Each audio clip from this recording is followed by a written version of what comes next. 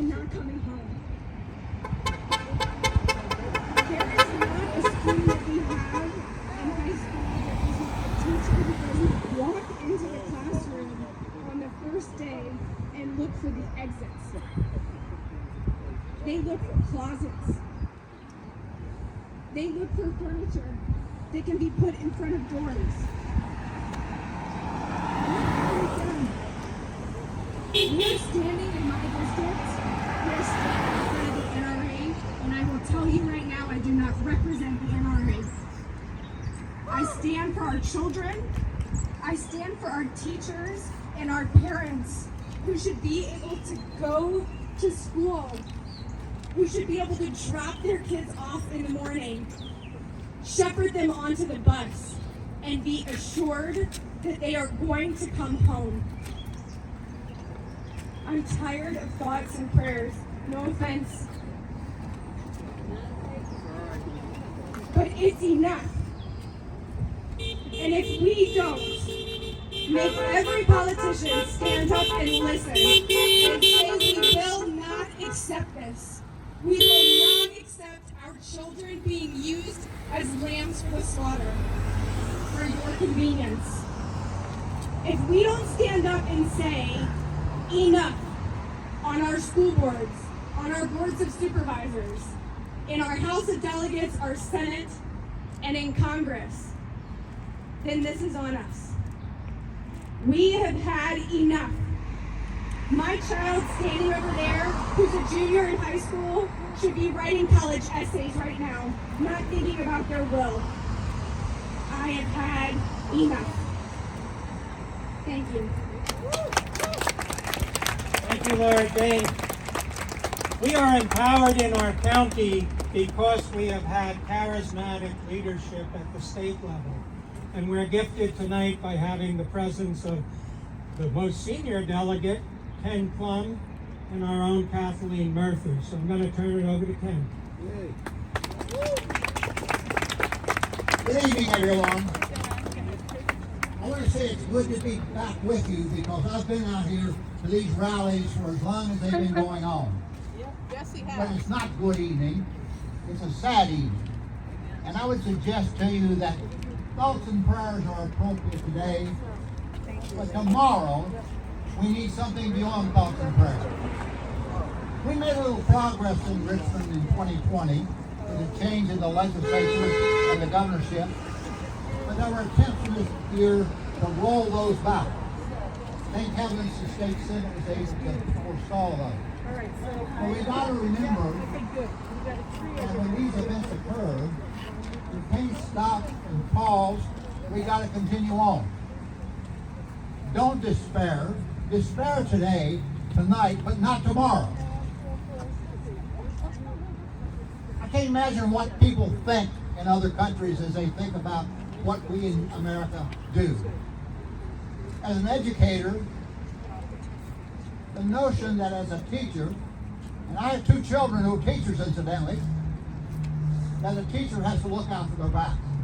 I can't tell you how upset I was today to get the first email from a constituent who suggested to me that if the teachers and the adults in the school were armed, this wouldn't have happened. In other words, the notion that what you do is you give everybody a gun. And then we have truly a civil war. That crazy thinking can change only to the degree that we are willing and able individually to stand up. Kathleen and I will stand up as we have in the past in the state legislature. But not to make this political, as we suggested before, but elections make a difference.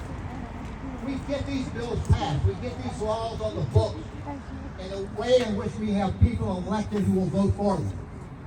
So I would suggest to you that as you continue your advocacy, remember their elections this year and their elections next year, and as you know, every year there's elections. And we've got to put on our list of criteria who we vote for their position, not waffling, not dancing around the issue, but where they stand on common sense, reasonable gun control that will protect our communities and for God's sake, protect the children in our schools.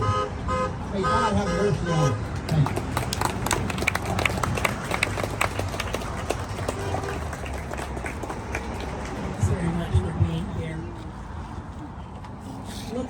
standing together. Our hearts broken, completely broken. I know what it's like to get the phone call. I got one and it told me my brother was dead. He'd been shot and killed by robbers. I was elected to the General Assembly, and I know what it's like to have gun bills that would protect human life, would protect our children, killed every single year in the 7 years that I've been in the House of Delegates. I think we finally got one. We're going in the wrong direction. We have to fight hard. That's how important it is for all of you to be here, to demonstrate the power that we have, and to go to the polls and demonstrate we mean what we say. This cannot keep happening. So get your friends out, vote, and vote to end gun violence. Thank you so much for being here. Thank you, Delegate Murphy. We know that government operates locally, it operates at the state level, but it also has important functions at the federal level.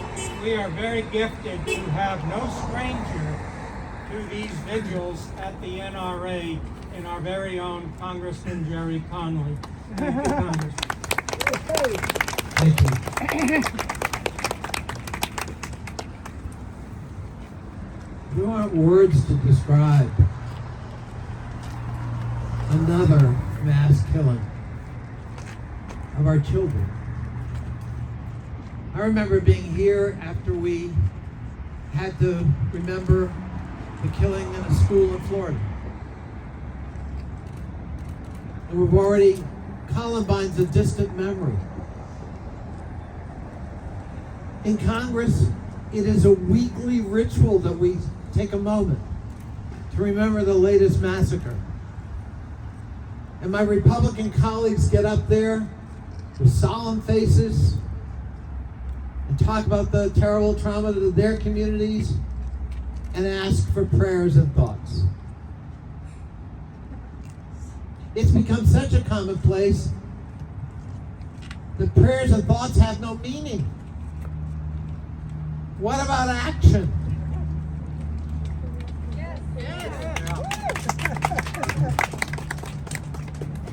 America is in thrall to the NRA and the gun manufacturers. And they have created a madness amongst us that it is everyone's God-given right to have any kind of gun or weapon they want. And that there are no limitations to the so-called Second Amendment interpretation. That is flat out untrue. It's dangerous, it's taking lives. No child and no parent of a child should go to school afraid. Is today safe? No teacher should have to worry about anything other than their lesson plan and doing their jobs with the children in their care. America has to face a moment of truth. And this now is a choice. It is a choice between them or our love for our own children. You choose. And you make politicians choose. Hold them to account.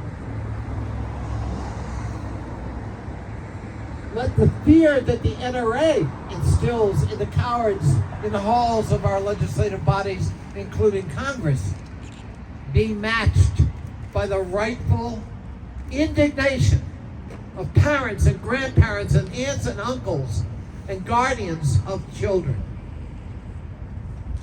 And let's make people choose. Because the moment of truth has arrived. Enough. This is America. Schools are not abattoirs. They are sacred places of learning that should be safe. They must be safe. I hope that a year from now we never have to meet again. But you and I know better. This is going to be a long struggle. This is a hard struggle. But it is a struggle worth waging, and it is a struggle we must win. I'm proud to be with you tonight. And my heart, like yours, is broken at yet another slaughter of the innocents at the hands of somebody who should not have had access to weapons. Yet again. So, as Ken said, tonight we give vent to our sorrow and our pain. But tomorrow, we take up the fight. And we take it up to win. God bless you all. Thank you. Thank you. Thank you very much, Congressman Connolly. As we do with many of our vigils, when there is a horrific event, we like to name the names of people who have passed through gun violence. We were in the midst of planning a vigil for the horrific racist attacks in Buffalo as we found out about what just happened in Texas. So we're combining tonight the names of the 10 people who died in Buffalo, and we will not be able to tell you the full names of the people who died in Texas because they have not yet been fully released. But please light your candles if you can. I know it's a little breezy, but our good friend Kevin Bergen is going to read the names, and I'll mark with a bell the cadence of past lives. I had two careers, one in the United States Air Force, one in the Commonwealth of Virginia Department of Corrections.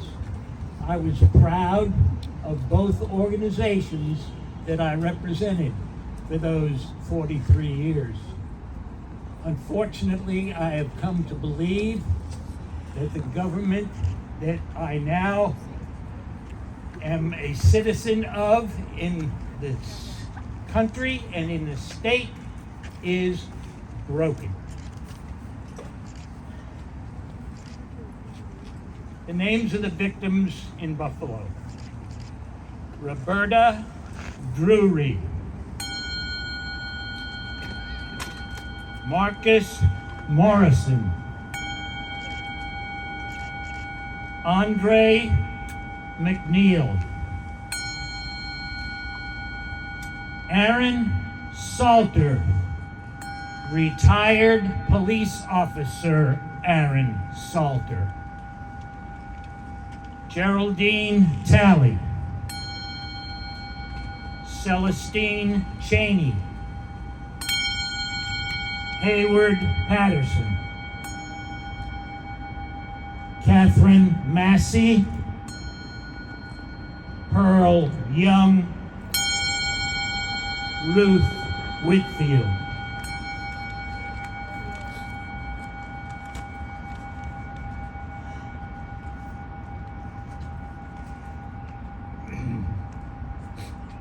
There were 21 fatalities in Texas, 19 students and 2 teachers. The students that are confirmed and whose names I will read are Eva Morales. Eva Morales is a teacher, not a student. Jose Flores, student. And the rest are students. I'll tell you when we get to the second teacher. Uzziah Garcia, Anne-Marie Jo Garza, Xavier Javier Lopez, Annabelle Guadalupe Rodriguez, Rogelio Torres, Irma Garcia, a teacher at that school for 23 years. Student Elihania Elijah Cruz Torres, Jackie Cesares, McKenna Lee Elrod, Nevaeh Brown, Ellie Lugo,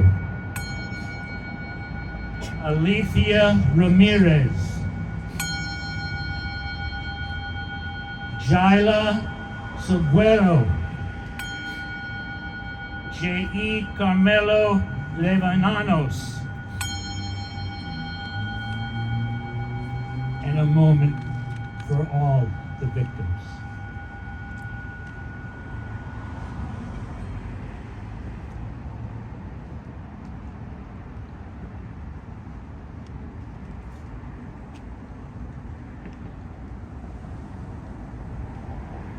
Thank you.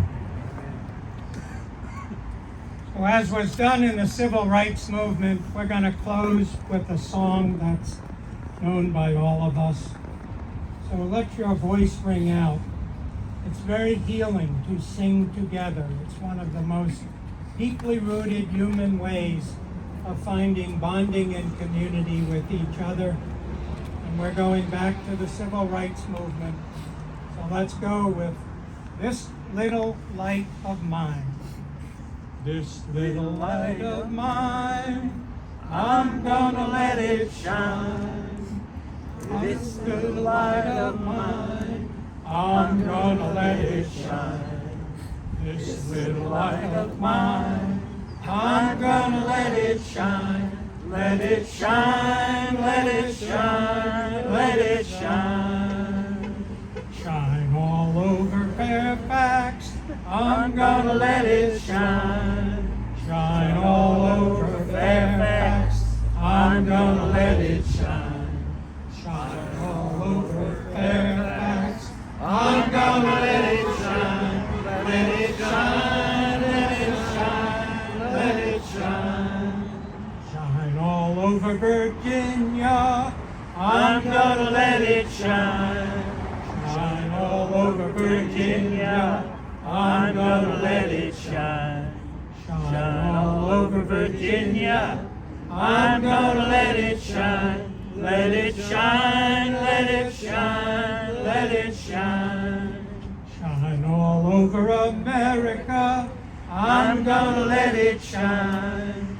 Shine all over America, I'm gonna let it shine.